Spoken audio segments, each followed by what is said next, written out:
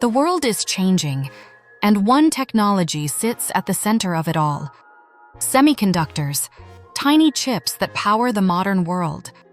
They are inside your phone, your laptop, and your car. Most people never think about them, yet everything depends on them. But something strange happened. Governments started treating chips like weapons. Why? Why would a tiny chip become a national priority? The answer is simple. Modern economies run on semiconductors. No chips, no smartphones. No chips, no AI. No chips, no modern industry. Factories stop, supply chains break. Entire industries can slow down, or even collapse.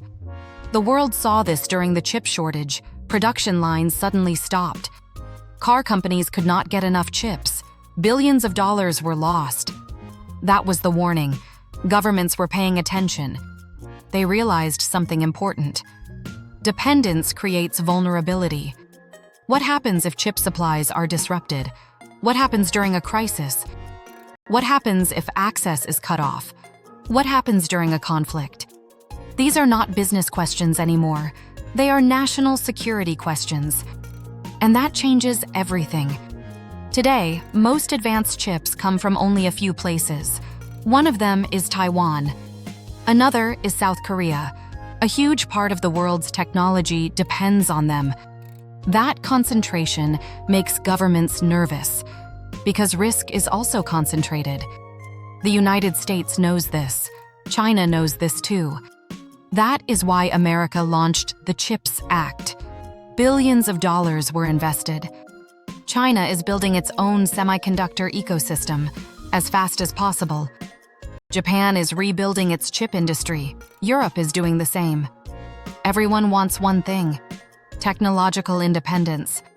Because the next industrial revolution is coming, and chips are at its foundation. Artificial intelligence, humanoid robots, autonomous vehicles, smart factories, advanced weapon systems. Future industries need one thing in common: more semiconductors. The battle is no longer about products, it is about control. Control of technology, control of supply chains, control of the future.